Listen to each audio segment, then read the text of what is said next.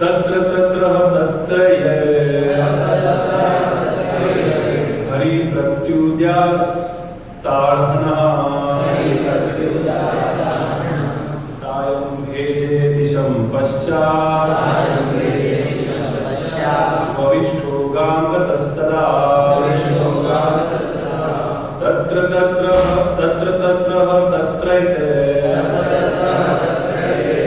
हरि प्रत्युद्यातार्हणः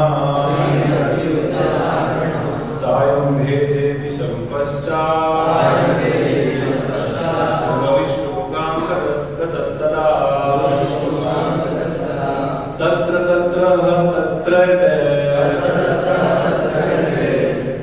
हरि प्रत्युद्यातार्हणः सायं भेजे दिशं पश्चात् वविष्ठो गाङ्गतस्तदा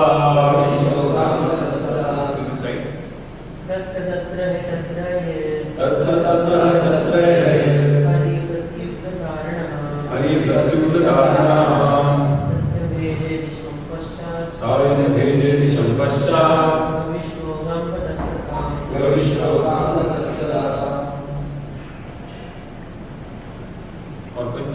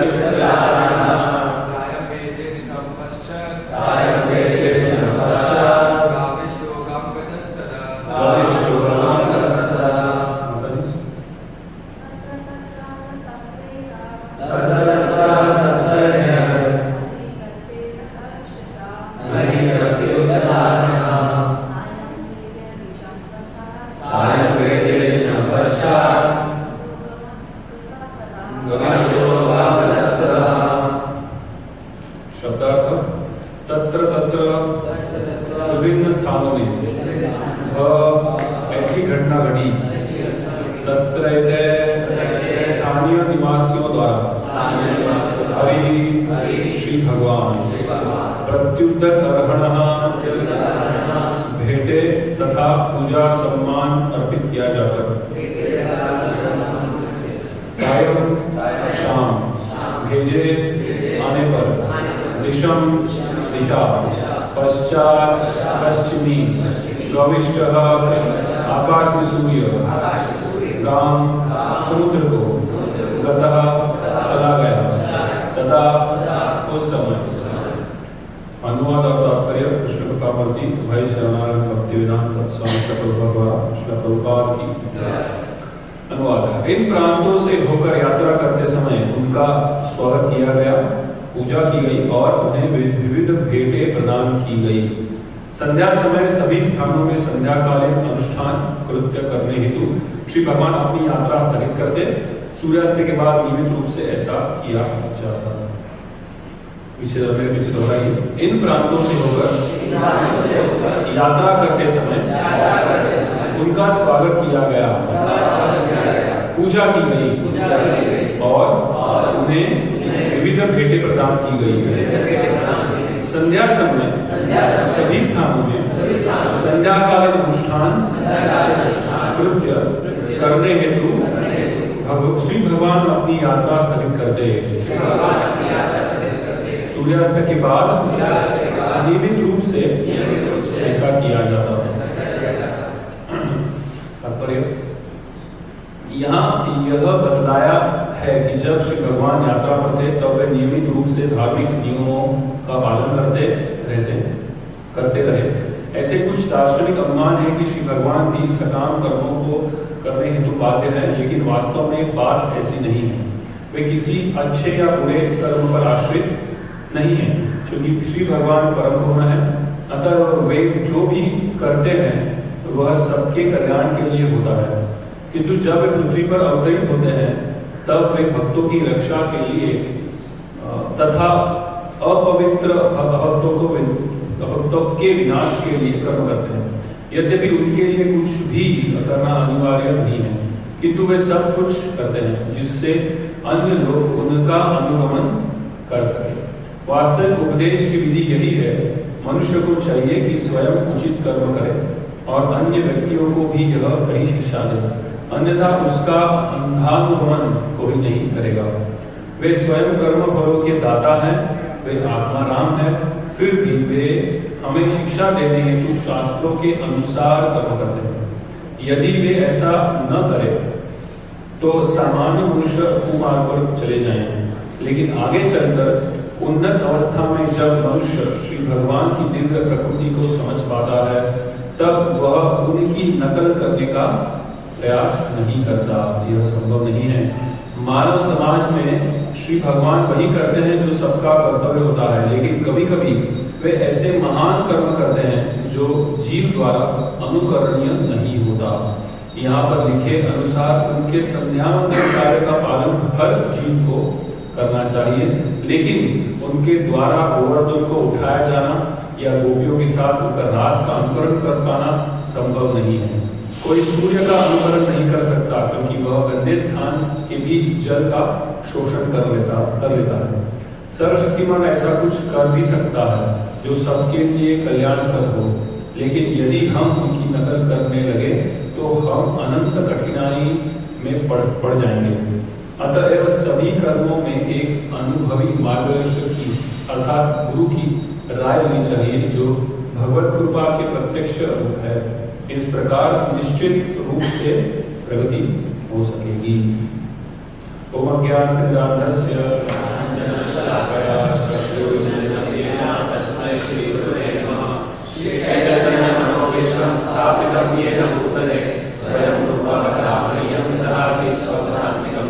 वन्देऽहं श्रीगुरो श्रीयुतापदकमलं श्रीगुरुवैष्णवांश श्रीरूपं साग्रजातं सागरगणनाथं तं सजीवं सावधूतं सावधूतं परिजनसहितं कृष्णचैतन्यदेवं श्रीराधा कृष्णपादान् सागरगणललिता श्रीविशाखान्वितांश्च नमो विष्णुपादाय कृष्णप्रेष्ठाय भूतले श्रीमते भक्तिवेदान्त स्वामिनिधि नामिने नमस्ते सरस्वती देवे गौरवाणी प्रचारिणे निर्विशेष शून्यवादी पाश्चात्यदेशधारिणे नमो विष्णुपादाय कृष्णप्रेष्ठाय भूतले श्रीमते भक्तिसिद्धान्त सरस्वती नामिने श्रीवासभारवी देवी दायिताय विपात्रे कृष्ण संबद्ध विज्ञानदायिने प्रभवे नमः। माधुर्यवचरदेवाय श्रीरूपानुगपिता श्री गौरवधना शक्ति विग्रहाय नमोस्ते। नमस्ते गौरवाणी श्री उदय दीनतारिणे रूपानुगपिता प्रसिद्धान्तमान्तहारिणे नमो गौरकिशोराय साक्षात् वैराग्यमूर्तये विप्रलम्बारसाम्भोधे पादाम्बोजाय नमः। नमो भक्तिविनोदाय सच्चिदानन्दनामिने गौरशक्ति स्वरूपाय रूपानुगावराय गौराविर्भावभूमे स्वामी सज्जनप्रिय वैष्णव सार्वभौम श्री जगन्नाथाय नमः। वाञ्छाकल्पतरुभ्यश्च कृपासिन्धुभ्यैव च पतितानां पावनेभ्यो वैष्णवेभ्यो नमो नमः। नमो महामहिम्नाय कृष्णप्रेमप्रदायते कृष्णाय कृष्णचैतन्यनाम्ने गौरकृष्णे नमः। पंचतत्त्वात्मकं कृष्णं भक्तरूपस्वरूपकं भक्तावतारं भक्ताख्यं नमामि पंचसखिकम्। हे कृष्ण करुणा सिन्धु दीनबन्धु जगत्पते गोपेशा गोपिकाकान्त राधाकान्त नमस्तुते। जयतां सुरतो भंगो मन्दमते गति मत्सर्वस्य पादां भुजवराधामनमोहनं दिव्यवृन्दारण्यकल्पद्रुमाद श्रीमद्रत्नाकर श्रीमास्तनस्तव श्रीमद्राधा श्रीमद्गोविन्ददेव प्रेष्ठादिके सेक्रमाणि श्रीमद्रासरसारमेवं श्रीमद्रत्नतस्तः कर्षणमेव स्वयं गोपीनाथाय श्रीकृष्णं तदाञ्चलगौराङ्गी राधे वृन्दावनेश्वरी वृषभानुसुते देवी प्रणमामि हरिप्रिये। जय श्री कृष्ण चैतन्य प्रभु नित्यानंद श्री अद्वैत गदाधर श्रीवासादि गौरभक्तवृंद। हरे कृष्णा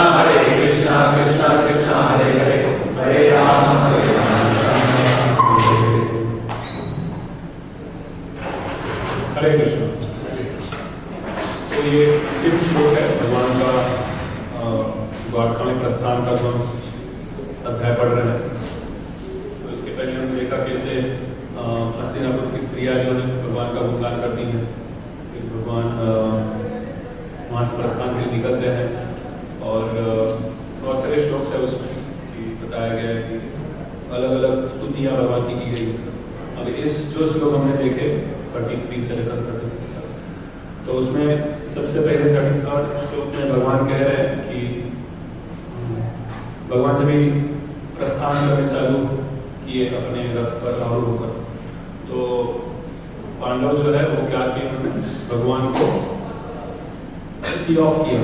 कैसे किया? जब तक भगवान अपने रथ पर जाके आगे जाकर मतलब दूर तक गए भगवान के साथ पांडव, तो ये एक वैष्णव एटिकेट है कि जब भी कोई वैष्णव आता है या वैष्णव हमारे उनको छोड़कर जा रहा है, तो हम उनको ज़्यादा से ज़्यादा के साथ चले उनको विदा करने की, क्योंकि आगे जाके सेपरेशन होने वाला है। यहाँ पे लिखा है कि भावी विछोह के विचार से व्यग्र थे, तो अभी भगवान से सेपरेशन होने वाला है। ऐसा उदाहरण और किधर आता है, याद है शास्त्रों में? बहुत बड़ा एग्जाम्पल है।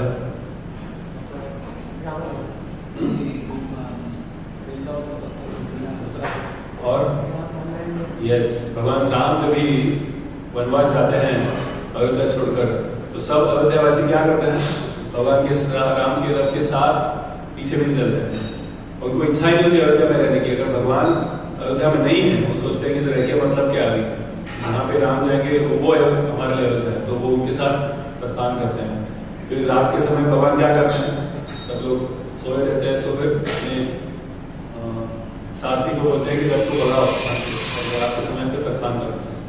श्री श्री राधा माधव की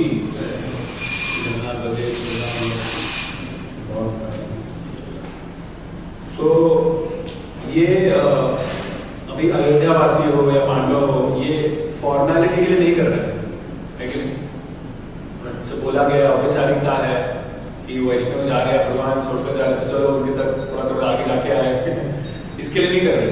वो ऑटोमेटिक वाला है अपने भाव, है कि नहीं, कि अभी इनसे सेपरेशन होगा, भगवान राम से अयोध्यावासियों को सेपरेशन होगा, या पांडवों को भगवान कृष्ण के साथ सेपरेशन होगा, उनके विरोह होगा। तो वो सोच रहे हैं यार इतना विरोह होने वाला है, तो थोड़ा और जाकर देखते हैं भगवान को, और भगवान के साथ समय बिताए, क्षण भी मतलब, और कितना क्षण हम बिता सकते। उस भाव में वो क्या कर रहे हैं, भगवान के रथ के साथ और आगे बढ़ रहे हैं।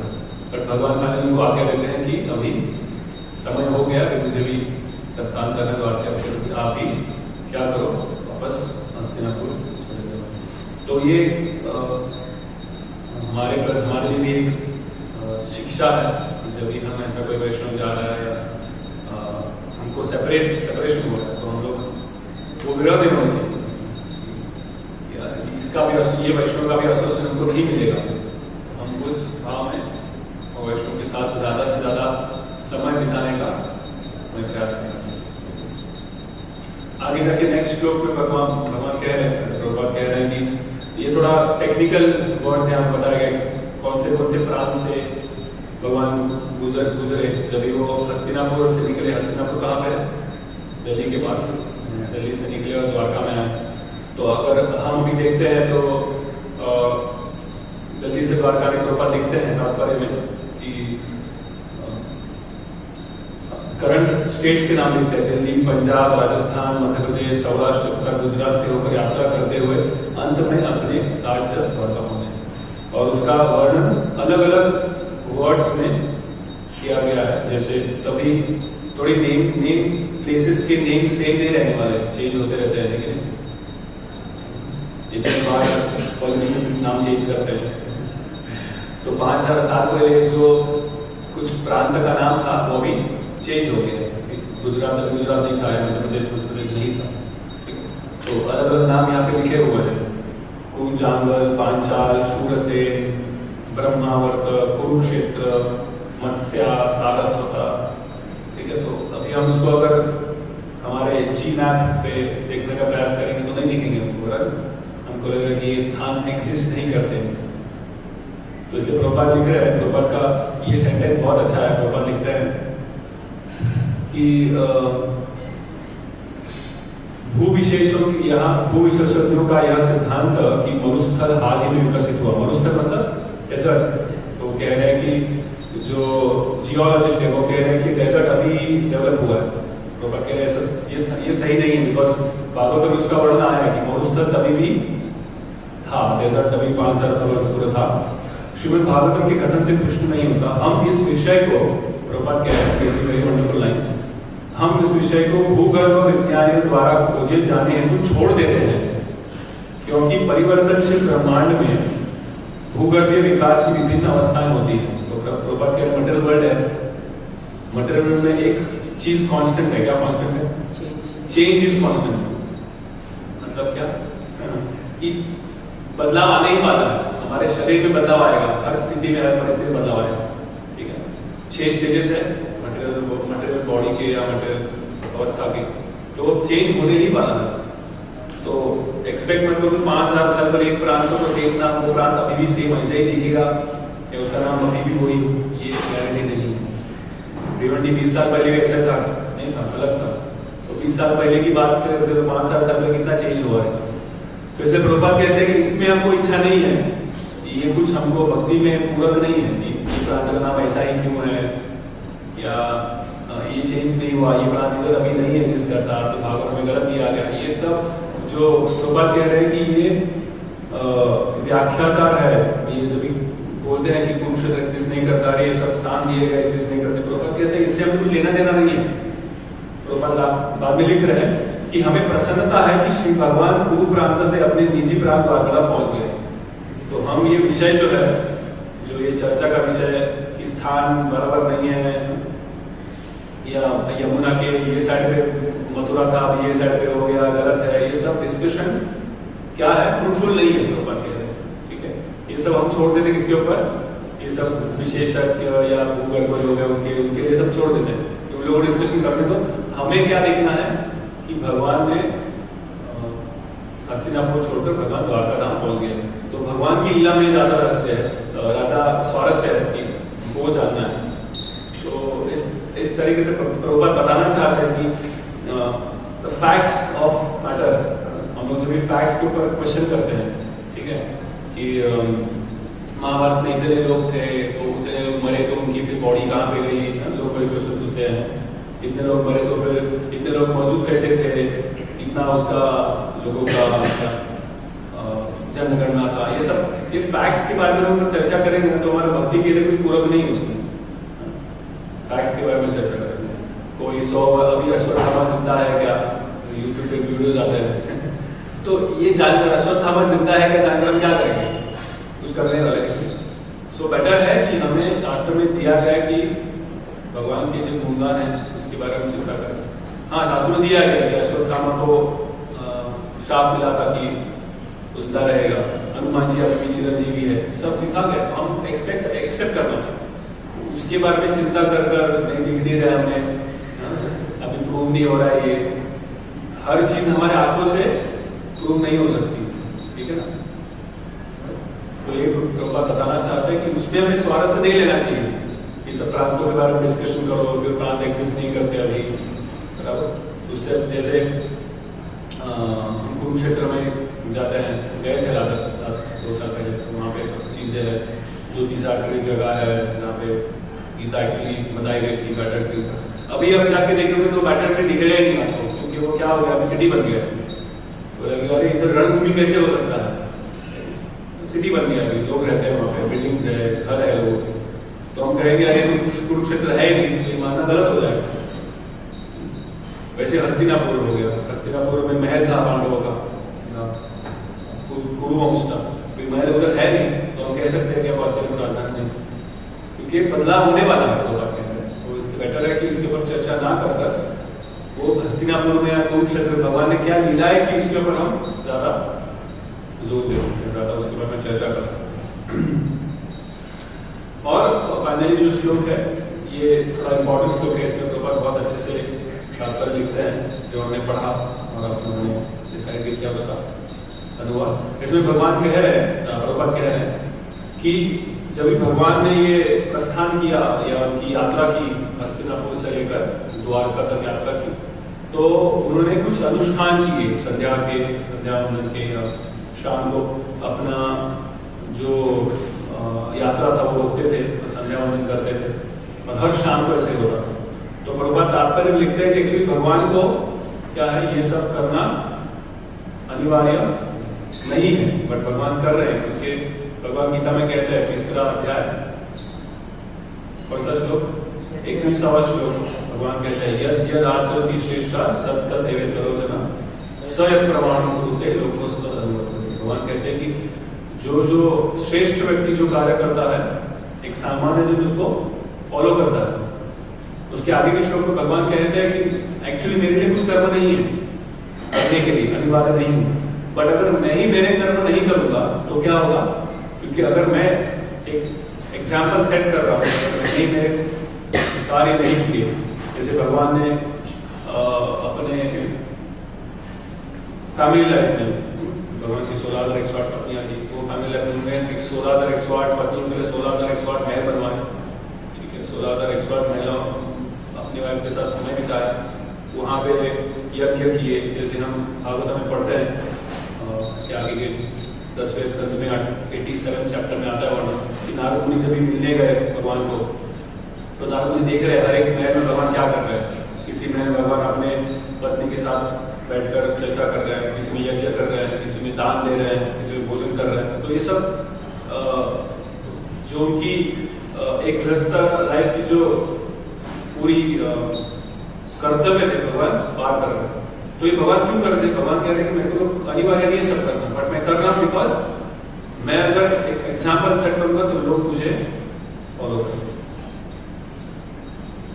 अगर और भगवान कहते हैं वही चैप्टर के 23rd श्लोक में, अगर मैं नहीं करूंगा और तो लोग प्रजा भी नहीं करेगी, और प्रजा क्या कहलाएगी, प्रजा डेविएट हो जाएगी प्रिंसिपल से, मतलब उनका मार्ग बदल जाएगा, उन लोग गलत रास्ता ले लेंगे अगर मैं कर्तव्य नहीं करूंगा। इसलिए भगवान सेट कर रहे हैं। जैसे भगवान राम आते हैं, मर्यादा पुरुषोत्तम कहा जाता है उनको, ideal son, ideal husband, ideal brother, ideal son, king बताया जाता है। क्यों? बिकॉज भगवान राम को कुछ जरूरत नहीं थी सब ये करने की, बट वो एग्जाम्पल रख रहे ताकि जनता के लिए क्या हो, एक आइडियल सेट हो कि जैसे भगवान राम ने एक पत्नी व्रत रखा था, जैसे हमें रखना है, जैसे भगवान ने आदेशों का पालन किया अपने फादर का आदेश, वैसे हमें भी करना है। ये सब जब हमें समझता है कि भगवान मर्यादा में रहकर सब कुछ कर रहे हैं, इनको जरूरत नहीं है सब कार्य करने की, बट वो एग्जाम्पल सेट करने के लिए, जैसे भगवान कृष्ण ने भी सेम एग्जाम्पल सेट करने के लिए किया। बट प्रभुपाद यहाँ पे जाके कहते हैं कि इसके बाद भी जो कुछ भगवान के कार्य है, कुछ कार्य अनुकरण करने लायक होते हैं, कुछ कार्य अनुकरण करने लायक नहीं होते। ये कैसे समझेगा, हमको प्रभुपाद कहते हैं कि ये गुरु के माध्यम से ही समझेगा, इसलिए प्रभुपाद की टीका की जरूरत है। प्रभुपाद की किताब नहीं पढ़ेगी तो हमको भी क्वेश्चन आएगा, अगर कृष्णा इतने ही श्रेष्ठ थे तो फिर उन्होंने 16,108 पत्नियों के साथ विवाह क्यों किया, हमको तो अलाउ नहीं है करना, लेकिन ये क्वेश्चन आएगा। बट प्रभुपाद कहते हैं, इसलिए प्रभुपाद एग्जाम्पल बहुत अच्छे से लिखते हैं। प्रभुपाद लिखते हैं कि दो कार्य है जो हम अनुकरण नहीं कर सकते। एक प्रभुपाद कहते हैं क्या है, गोवर्धन उठाना और 16,108 पत्नियों के साथ विवाह करना। तो प्रभुपाद इन शॉर्ट हमारा इनकैपेबिलिटी दिखा रहे हैं। चलो हम 16,108 पत्नियों के साथ तो विवाह नहीं कर सकते, करने की इच्छा होगी तो भी नहीं कर सकते, लेकिन प्रभुपाद कह रहे हैं कि आप गोवर्धन भी नहीं उठा सकते, तो इसलिए आप 16,108 पत्नियों के साथ विवाह करने का सोचो। एक उंगली पर 7 दिन 7 रात तक हमको गोवर्धन उठाना ये कोई साधारण कार्य नहीं है, भगवान ने कहा। तो अगर वो ये असाधारण कार्य कर सकते हैं तो वो 16,108 पत्नियों के साथ विवाह भी कर सकते हैं। और जैसे वो भागवतम का 10वें स्कंद में वर्णन आता है, तो जब ये नारद मुनि घूम रहे थे ये भगवान के 16,108 पैलेसेस में, तो ऐसे नहीं था कि 16,000 जैसे नारद मुनि एक ही जगह पे भगवान दिखे, दूसरी जगह पे उनकी रानी अकेली बैठी हुई है, ऐसा नहीं था। सेम क्षण पर भगवान 16,108 पैलेस में मौजूद थे, 16,108 पत्नियों के साथ उनका संबंध था, या उनके साथ वो समय बिता रहे थे, अपने कार्य कर रहे थे। तो उन्होंने खुद को क्या किया था, 16,108 एक्सपांशन में बढ़ा दिया था। ये हम तो नहीं कर सकते। इसलिए प्रभुपाद कह रहे हैं कुछ कार्य जो है जो हम अनुकरण नहीं कर सकते। ये कैसे समझेगा हमको कि ये कार्य मैं अनुकरण नहीं कर सकता या ये कार्य अनुकरण नहीं करना चाहिए। जैसे बहुत फेमस एग्जाम्पल प्रभुपाद लिखते हैं किसी और तात्पर्य में, प्रभुपाद शिव जी का एग्जाम्पल देते हैं। तो लोग शिव जी के नाम पर क्या करते हैं, शराब पीते हैं,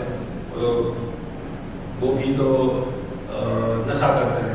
बट शिव जी ने हलाहल पिया था, है कि नहीं? तो आप पी सकते हो हलाहल? नहीं। तो ये नहीं कोई सोचता। जहाँ पे हमको इंद्रिय तृप्ति का सवाल आता है उधर हम अनुकरण करना चाहते हैं, बट प्रभुपाद उसमें लिखते हैं कि हलाल का एक थेप भी आपके जीवा पर गिर जाए तो क्या हो जाएगा, मर जाओगे। तो भगवान ने तो शिव जी ने तो इतना हलाल दिया कि और पिया नहीं, उन्होंने कंठ में पकड़ कर। तो ये साधारण क्वालिटी नहीं है, असाधारण है, इसको हम अनुकरण नहीं कर सकते। तो ये महान व्यक्ति को प्रभुपाद का कहना है कि ये महान व्यक्ति को हमको अनरीजनेबली उनका अनुभव नहीं करना चाहिए। हमको भले उनकी एक्टिविटीज हमको थोड़ा कंफ्यूजिंग लगे, हमको गुरु के माध्यम से समझना चाहिए कौन सा एक्टिविटी मुझे करना चाहिए, कौन सा नहीं करना। ठीक है, तो प्रभुपाद जैसे भगवान भगवद्गीता में लिखते हैं, 2 श्लोक आते हैं, इसमें कहते हैं अवजानन्ति मां मूढ़ा मानुषं तनुमानुषं परम भाव मजानन्तो अमृता मनीश्वर।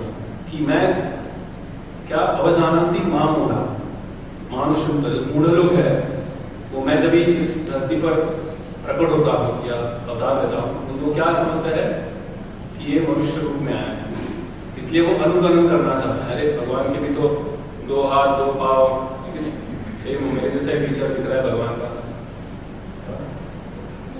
मैं भी तो भगवान जितना खूबसूरत हूँ लोगों को लगता है।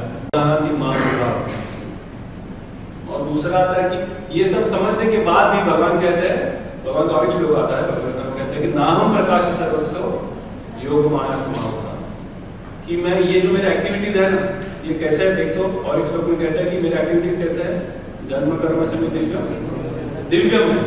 दिव्यम है।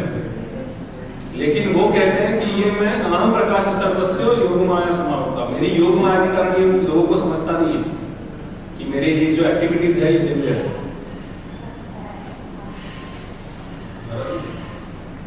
जब भी अभी हम वृंदावन धाम गए थे यात्रा में, तो गोवर्धन में हम कथा सुन रहे थे, तो हर हमेशा कथा सुनते हैं कि जब भगवान गोवर्धन एक उंगली पर उठाते हैं तो ग्वाल बाल भी जो है भगवान के जो मित्र है वो भी क्या सोचते हैं, अरे भगवान कैसे उठा पाएंगे। यशोदा मैया चिंतित हो जाती है, अरे मेरा लाल एक उंगली से पर उठा रहा है, कोई उसे हेल्प कीजिए, मदद कीजिए।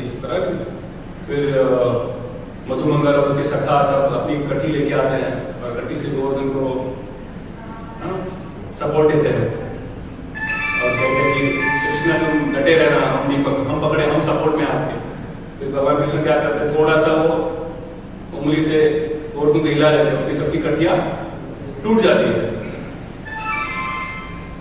तो भगवान को जो बाल बाल है वो भगवान को कहते हैं तुम पकड़े रखना, हम थोड़ा हेल्प कर रहे हैं। तो उसमें आगे लोग जी कह रहे थे कि फिर मधुमंगल होता है, मधुमंगल ब्राह्मण होता है, वो सोचता है कि मैं मंत्र जप कर रहा हूँ इसलिए गोवर्धन क्या हो रहा है हमें पे फ्लोट हो रहा है, भगवान तो सिर्फ खड़े हाथ लगाकर। ठीक है, तो इवन भगवान के पार्षद भी क्या सोचते हैं कि भगवान नहीं है या उनकी लीलाएं अद्भुत नहीं, उनको तो मदद करना है।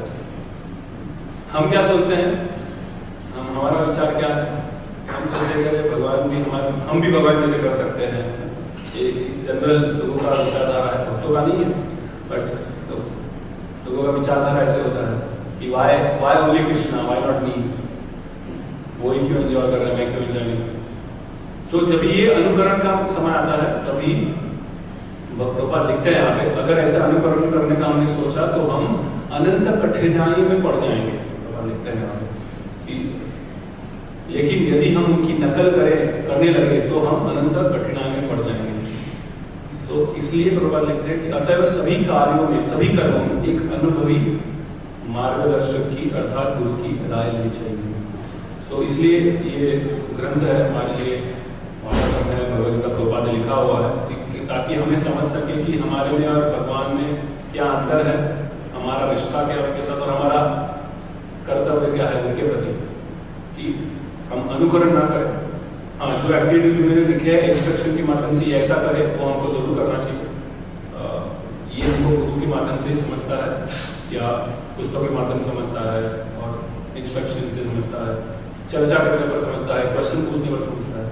बट अगर हम भक्तों के संग में नहीं आएंगे तो क्या होगा, ये हम समझेगा नहीं, किताबें नहीं पढ़ेंगे तो समझेगा नहीं। फिर हम कोई यूट्यूब वीडियो देखकर या किसी का रील देखकर हम फॉलो करना चाहेंगे। जैसे हम यूट्यूब बहुत सारे वीडियोज आते हैं कि रावण कैसा बहुत महान था, लेकिन ये क्यों बनता है? बिकॉज उनके पास एक प्रामाणिक गुरु का मार्गदर्शन नहीं है। वो अपने इंद्रिय तृप्ति के लिए ये सब वीडियोज बना रहे हैं, व्यूज ज़्यादा मिले, फॉलोअर्स बड़े मिले। सो ये सब चीज़ों पर ये सब चीज़ों से क्या होता है, भगवान की क्या करते हैं, अवहेलना करते हैं, भगवान के प्रति अपराध है।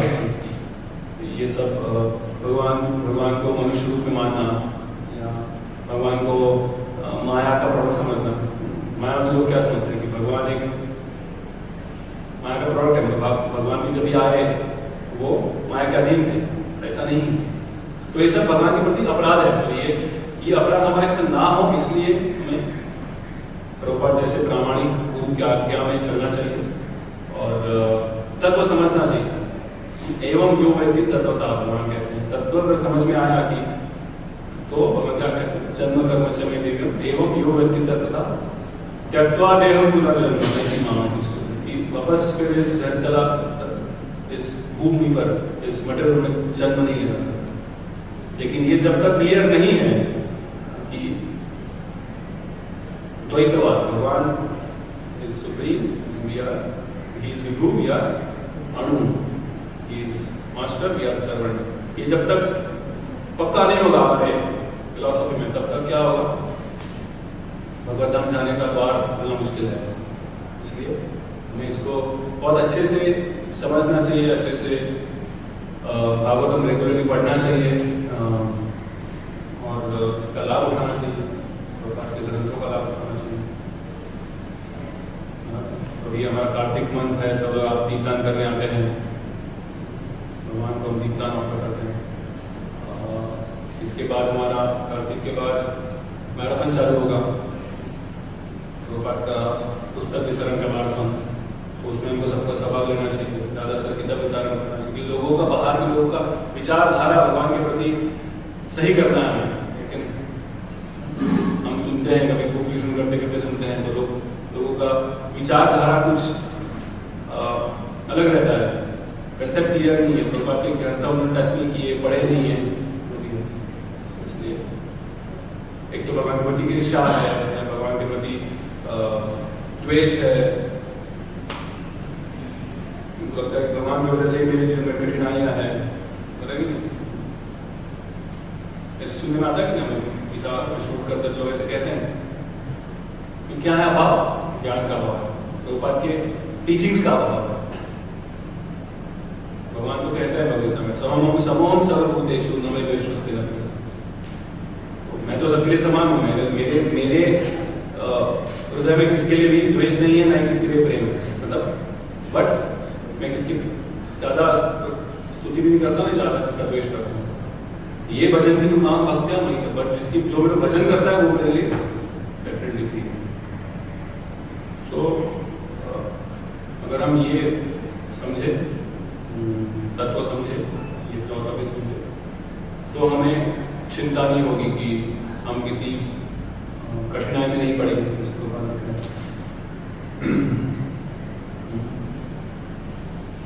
और प्रभुपाद आखिर लिखते का अर्थात गुरु की राय नीचे जो भगवत कृपा के प्रत्यक्ष स्वरूप है। जैसे हम कहते हैं ना, प्रभुपाद को क्या कहते हैं, हिज डिवाइन ग्रेस, मतलब कृष्ण कृपा मूर्ति, कृष्ण कृपा लेके आया है ना, चार करने के लिए। जैसे हम सैटरडे प्रभुपाद का डे सर्टिफिकेट देता हूँ, तो हम लोग तिरुपति थी, वृंदावन में थे, बहुत सारे प्रभुपाद के डिसाइपल्स अपना अपना ऑफरिंग दे रहे थे प्रभुपाद। वो कह रहे थे कि हमारा कुछ, और जन का यही ओपिनियन था कि हमारा कुछ क्वालिफिकेशन नहीं था, हम तो सब 4 नंबर तोड़कर और सब चीज़ें कर रहे थे, बट हमको तो पता नहीं था कौन कृष्ण है, क्या वृंदावन, क्या भक्ति, कुछ भी नहीं, कुछ क्या भगवान। बट जब भी प्रभुपाद आए, प्रभुपाद ने उनको हरिनाम दिया, प्रभुपाद की कृपा की वजह से उन लोग चेंज हो गए। उन्होंने अपना सब गलत चीज़ें छोड़ दी, हेड शेप करवा लिया, शिखा रखना चालू किया, तिलक लगाना चालू, धोती कुर्ता पहनना, जब करना चालू। तो ये एक साधारण व्यक्ति नहीं कर सकता, इसके लिए भगवान की कृपा बहुत जरूरत है। भगवान ने वो एम्पावर्ड आचार्य इसलिए कहते हैं, भगवान ने पूरा उनको टीचिंग्स दिया था, ब्लेसिंग्स दिया था, ये सब प्रचार करना।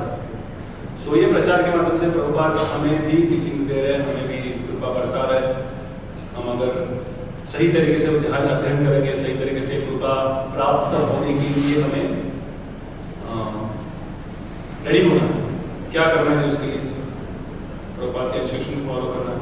सो हमारा जब ये अगर हम प्रभुपाद की किताबें पढ़ोगे, अगर रेगुलरली होगा तो हम प्रभुपाद के कृपा प्राप्त होंगे। जो कृपा प्रभुपाद को भगवान से मिली थी, महाप्रभु से मिली थी, वही पास ऑन होगी हमारे, हो रही है। हम लोग इतने बैठ के जब कर रहे हैं, उसी कुर्ता पहनकर जब कर रहे हैं, कृपा तो पास ऑन हो रही है। और कृपा की जरूरत है। हमारा कंडीशन नेचर ऐसा है कि हम हमेशा कितना भी कृपा मिलने के बाद भी हम सोचेंगे थोड़ा अपेक्षा पवन के साथ रहेगी, थोड़ा हमारे मटेरियल इच्छाएं रहेंगी। वो जब तक पूरी जीरो नहीं हो जाती तब तक कृपा हमें लेनी चाहिए।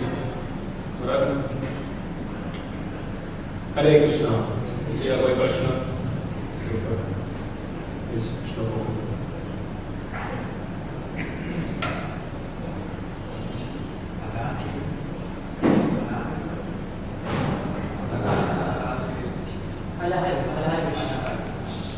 हलाहल विष, जब ही समुद्र मंथन हुआ था, समुद्र मंथन का पास्ट टाइम पता है? हाँ, समुद्र मंथन हुआ था तो बहुत सारे मंथन से बहुत सारी चीजें उसमें बाहर आई थी। क्या था है तो पता पाएगा? रैंडमली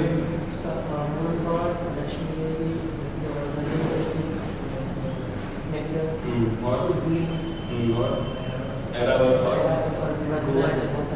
रत्न और क्या नाम उसका?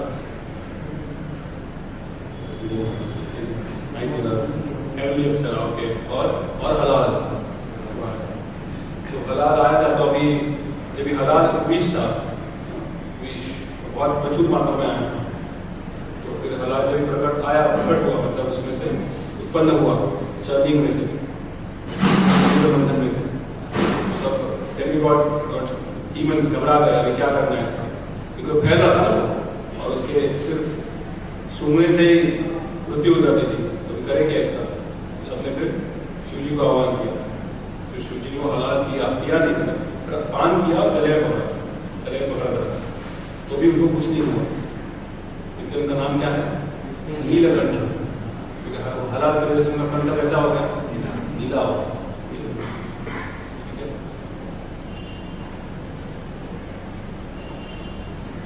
और कुछ सवाल? हरे कृष्णा। ग्रंथराज श्रीमद् भागवतम की, श्रील प्रभुपाद की।